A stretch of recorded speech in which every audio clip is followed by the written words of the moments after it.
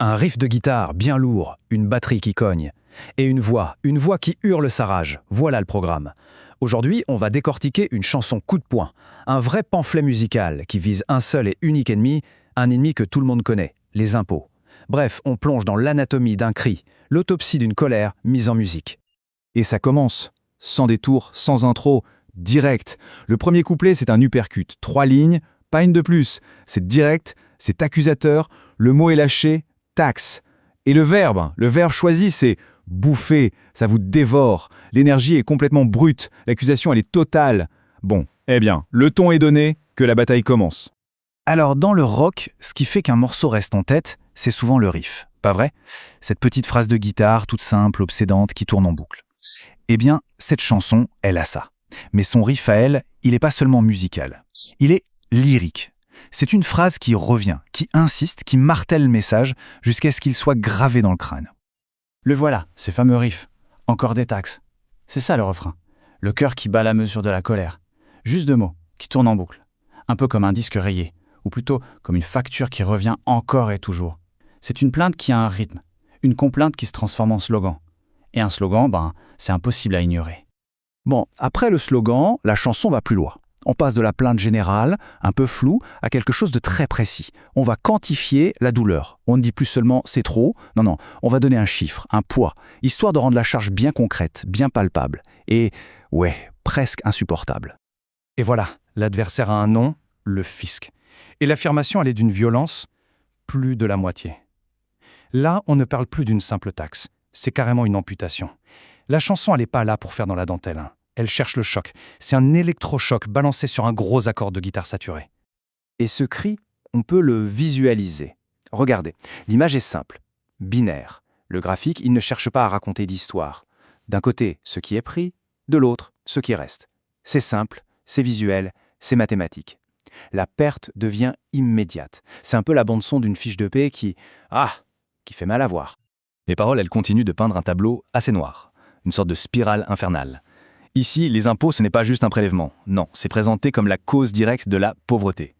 Et puis il y a ce mot, cracher. C'est violent, ça suggère l'effort, la douleur, même le dégoût. Et le plus ironique dans tout ça, c'est que tout ça, c'est pour une belle France. Et paf, le revoilà, le riff, juste au cas où on aurait oublié qui est l'ennemi. Encore des taxes. C'est le rappel à l'ordre, le pouls de la colère qui continue de battre et qui nous prépare à ce qui va suivre. Allez, on continue. Parce que le fisc, en fait, il n'est pas tout seul. La chanson va personnifier le système. Elle va lui donner un deuxième visage, un deuxième nom. L'adversaire, en réalité, il est double. On a donc les 2 facettes de cet opposant. D'un côté, le fisc, c'est l'agent de terrain si on veut, c'est celui qui prend. Et de l'autre, Bercy. Là, c'est l'institution, immense, le pouvoir, abstrait mais totalement écrasant.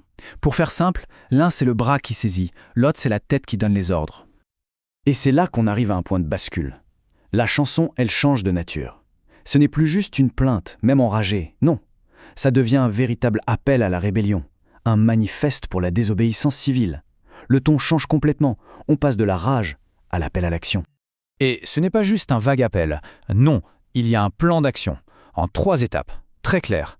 D'abord, étape 1, c'est psychologique. Il faut arrêter la soumission, changer la manie de dire oui. Ensuite, étape 2, c'est idéologique. Il faut casser l'image, l'aura de l'institution, changer ton respect de Bercy. Et enfin, étape 3, c'est l'action directe, le concret. Refuse tes échéances. C'est ni plus ni moins qu'un appel à l'insurrection fiscale. Et là, attention, surprise, la langue change d'un coup. On bascule en anglais, la langue du rock par excellence.